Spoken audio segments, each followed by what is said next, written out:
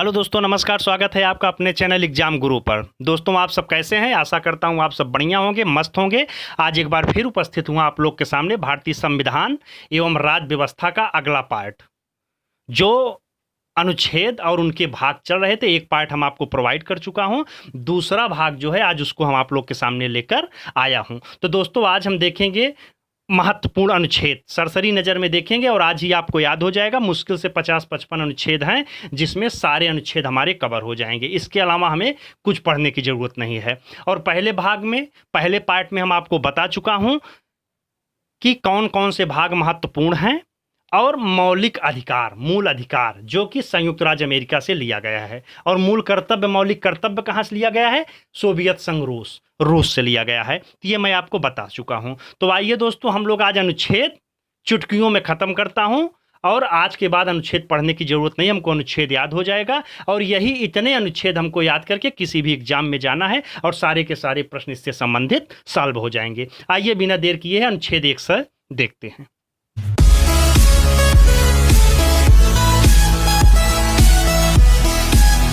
अनुच्छेद 1, अनुच्छेद 1 में कह रहा है कि भारत राज्यों का संघ है। क्या है? भारत राज्यों का संघ है। कभी कभी पूछता है कि भारत राज्यों का संघ है, किस अनुच्छेद में है? तो आप भूलिएगा नहीं, अनुच्छेद 1 में।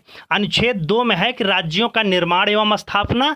और अनुच्छेद 3 में भी है क्या? राज्यों का निर्माण एवं स्थापना। तो आप सोच रहे हैं कि 2 में भी वही है, 3 में भी वही है। तो आपकी कंफ्यूजन मैं दूर करता हूं कि जब विदेश का कोई प्रदेश या कोई क्षेत्र जब भारत में शामिल होता है तब यह 2 के अंतर्गत होता है। लेकिन जब देश के ही कोई राज्य या कोई क्षेत्र का निर्माण या प्रावधान या शामिल होना होता है तब यह अनुच्छेद 3 में होता है। राइट, समझ गए कि विदेश का जब कोई, जैसे पाकिस्तान, फिर हो गया श्रीलंका या फिर बांग्लादेश, नेपाल, इसके कोई क्षेत्र शामिल होते हैं तो अनुच्छेद 2 में बताया जाता है। और 3 में अपने ही देश के कोई प्रदेश, कोई क्षेत्र को जब शामिल किया जाता है या निर्माण किया जाता है, उसमें कोई संशोधन किया जाता है उसके क्षेत्र में, तब यह क्या होता है? 3 के अंतर्गत इसे रखा गया है। अनुच्छेद 15, 3 के बाद हम 15 में, दोस्तों ये 15 लिखा गया है। 15 में क्या है कि धर्म, जाति, लिंग, जन्म, जाति आदि विभेद पर रोक। इसमें क्या है कि जाति के आधार पर, लिंग के आधार पर हम भेदभाव नहीं कर सकता हूं। यह अनुच्छेद 15 में है। अनुच्छेद 17, अस्पृश्यता का अंत, अस्पृश्यता का अंत, जिसे छुआछूत कहते हैं। तो छुआछूत हमें नहीं करना है किसी के साथ, तो यह अनुच्छेद 17 में बताया गया है। अनुच्छेद 18, अनुच्छेद 18 में बताया गया है उपाधियों का अंत। क्या बताया गया है? उपाधियों का अंत। अब देखिए अनुच्छेद 21 में प्राण एवं दैहिक स्वतंत्रता, बहुत इंपॉर्टेंट है। 17 भी इंपॉर्टेंट है। तो प्राण एवं दैहिक स्वतंत्रता ये बताया गया है अनुच्छेद 21 में। राइट, कितने में? 21 में, जिसे जीवन का अधिकार भी कहते हैं। यह अनुच्छेद 21 में। 21 का वेरी इंपॉर्टेंट, 21 का क्या है? 6 से 14 वर्ष के बच्चे को निःशुल्क शिक्षा, एक इसमें बताया गया है 21 के का में। अब देखिए 23, अनुच्छेद 23 में बलात् श्रम, बतात नहीं, ये ला है। बलात् श्रम क्या है? जबरदस्ती श्रम, जबरदस्ती किसी से आप काम नहीं करवा सकते। यह अनुच्छेद 23 में बताया गया है। और 14 वर्ष से कम बच्चों से श्रम निषेध है। मतलब 14 साल से बच्चे किसी फैक्ट्री, किसी इंडस्ट्रीज में काम नहीं कर सकते हैं। अगर करते हैं तो यह अवैध है, निषेध है। तो आपके प्रति कड़ी कार्रवाई की जाएगी, आपको जेल भी हो सकते हैं, जेल होते भी हैं। तो ये अनुच्छेद 24 में बताया गया है। और 29-30 अल्पसंख्यक से संबंधित है। आपको बता चुका हूं मूल अधिकार में, मौलिक अधिकार में, कि अल्पसंख्यक के हितों का संरक्षण किसमें है? 29 में। और अल्पसंख्यक के शिक्षा संबंधी प्रावधान किसमें है? 30 में। राइट, 30 में क्या है? अल्पसंख्यकों के शिक्षा संबंधी प्रावधान। ये देखिए अनुच्छेद 40, very important, very very important. ग्राम पंचायत का गठन, बराबर पेपर में पूछता है। ग्राम पंचायत का गठन किस अनुच्छेद में है? अनुच्छेद 40 में। अनुच्छेद 51 में अंतर्राष्ट्रीय शांति एवं सुरक्षा की अभिवृद्धि, एक इसमें है 51 में। और जो अनुच्छेद 52 है यह हमारा राष्ट्रपति का एक पद होगा। क्या? राष्ट्रपति का पद जो है यह अनुच्छेद 52 में है। समझ गए? और अनुच्छेद 53 में क्या है? राष्ट्रपति के शक्ति एवं कार्य। राष्ट्रपति के शक्ति एवं कार्य। अब देखिए अगला हम देखेंगे अनुच्छेद 61। क्या है? 61 महाभियोग। क्या है? राष्ट्रपति पर महाभियोग। वेरी इंपॉर्टेंट ये भी है। तो किसमें? वैसे हम सारे इंपॉर्टेंट ही इसमें सेलेक्ट किया हूं। बताइए 370, 380, 85, अब तो 400 प्लस अनुच्छेद हो गए हैं। उसमें से अगर मैं 55, 54, 55 अनुच्छेद सेलेक्ट किया हूं तो आप समझ सकते हो कितने इंपॉर्टेंट हो गए। तो एक भी हमको मिस करना नहीं है, इतने तो रट जाने हैं।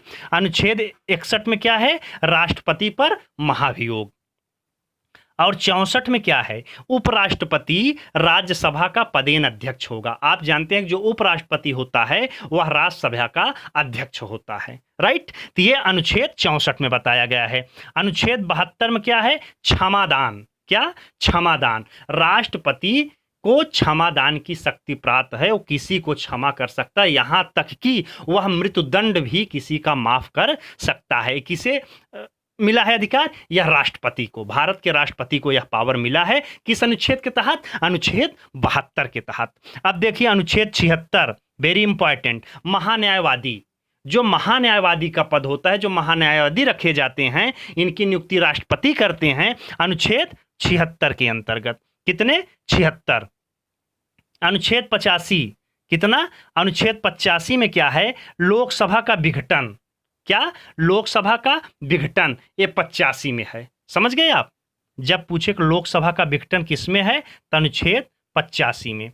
अनुच्छेद 100 अध्यक्ष को मत का प्रदान। अब समझिएगा कि अध्यक्ष कौन? लोकसभा का अध्यक्ष जो होते हैं उन्हें मत देने का अधिकार नहीं है, लेकिन अनुच्छेद 100 में बताया गया है कि अगर वोटिंग हो रही है किसी बिल पे, किसी विधेयक पे, कोई भी मैटर पर वोटिंग हो रही है राज्यसभा और लोकसभा की, और मत प्रतिशत जो होता है वह बराबर होता है।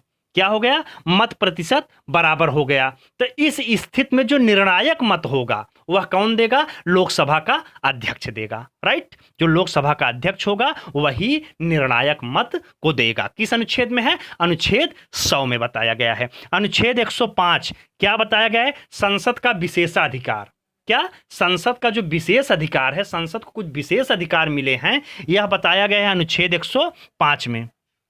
अनुच्छेद 108 संयुक्त अधिवेशन। क्या? संयुक्त अधिवेशन किसमें कहा गया है? 108 में। वेरी इंपॉर्टेंट, बहुत इंपॉर्टेंट है, पेपर में बराबर पूछता है। 69,000 शिक्षक भर्ती में पूछ चुका है। कैसे प्रश्न पूछा देखिएगा कि संयुक्त अधिवेशन की अध्यक्षता कौन करता है, तब आप समझिएगा संयुक्त अधिवेशन बुलाता कौन है। तो संयुक्त अधिवेशन राष्ट्रपति महोदय बुलाते हैं। संयुक्त अधिवेशन राज्यसभा का, लोकसभा का जो संयुक्त अधिवेशन होता है उसको राष्ट्रपति महोदय बुलाते हैं, लेकिन उसकी अध्यक्षता कौन करते हैं? यह लोकसभा अध्यक्ष करते हैं। आप याद रखिएगा 108 के अंतर्गत संयुक्त अधिवेशन का चर्चा किया गया है। तो जब संयुक्त अधिवेशन, संयुक्त बैठक हो रही है तो बुलाएगा कौन? राष्ट्रपति महोदय, लेकिन अध्यक्षता कौन करेंगे? लोकसभा अध्यक्ष, राइट। 110 में धन विधेयक का प्रावधान है। किसका? धन विधेयक 110 में। और 117 में वित्त विधेयक। 112 बोले तो बजट, जो बजट पेश होता है उससे संबंधी प्रावधान 112 अनुच्छेद में बताए गए हैं। और 117 में बता चुका हूं वित्त विधेयक। धन विधेयक 110 में, 117 में वित्त विधेयक का वर्णन है। 123 में अध्यादेश। क्या है? 123 में अध्यादेश।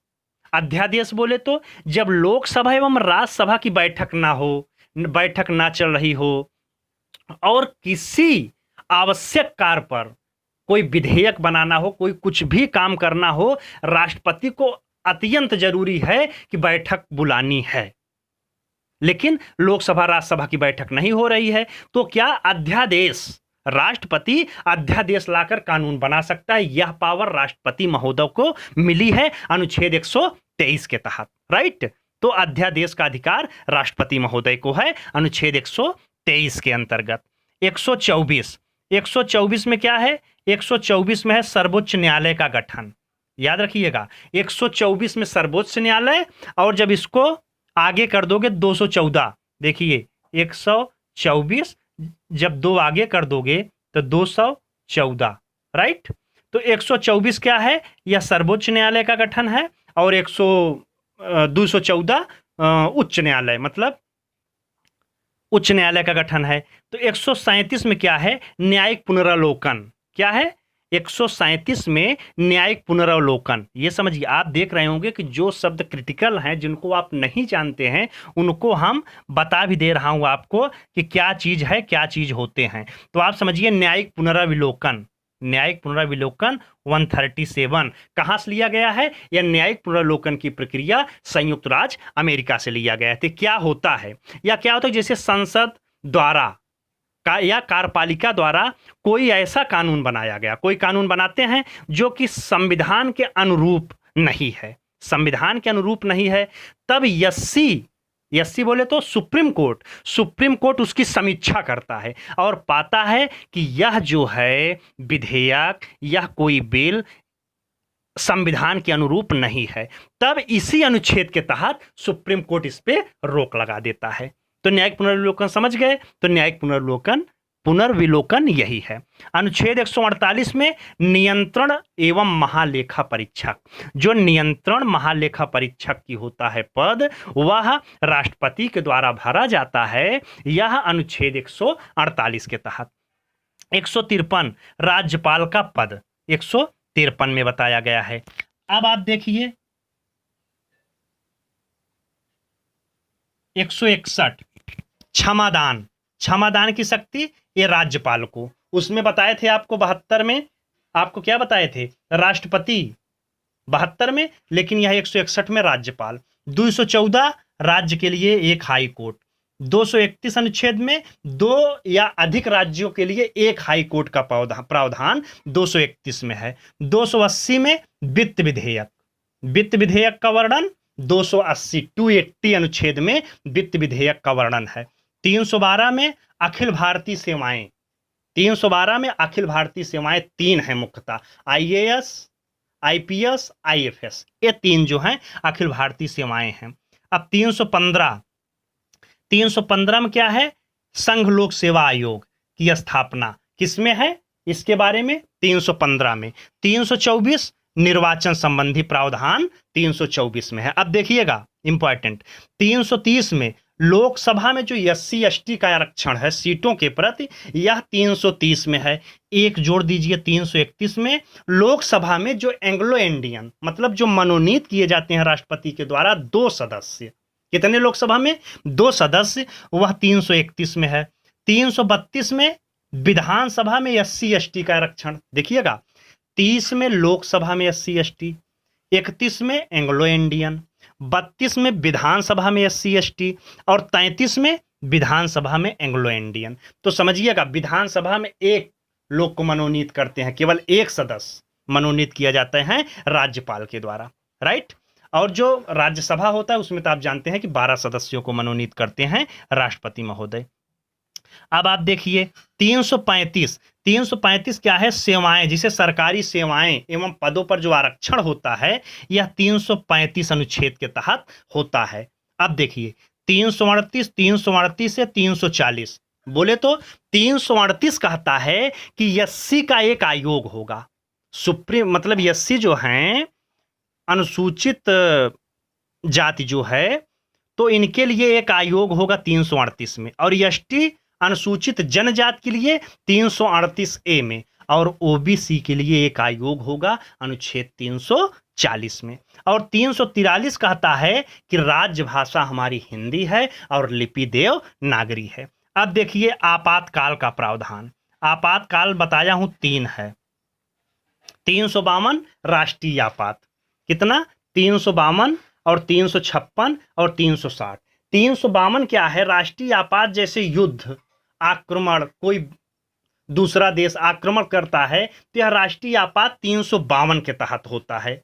अब तक 3 बार राष्ट्रीय आपात लग चुका है, कितनी बार, 3 बार। और 356 क्या कहता है, राष्ट्रपति शासन, अगर किसी राज्य की व्यवस्था गड़बड़ हो रही है और वहाँ का राज्यपाल समझता है कि यहाँ के राष्ट्रपति शासन लागू होना चाहिए, तो वह सिफारिश करते हैं राष्ट्रपति महोदय से और वह राष्ट्रपति शासन लगा देते हैं। यह अनुच्छेद 356 में कहा गया है। लेकिन वित्तीय आपत्ति जो होती है यह अनुच्छेद 360 में बताया गया है। वित्तीय धन, पैसे की प्रॉब्लम, तो यही सबसे अच्छी बात है कि आज तक हमारे देश में वित्तीय आपत्ति कभी नहीं लगा है दोस्तों। तो इस प्रकार 360 हो गया।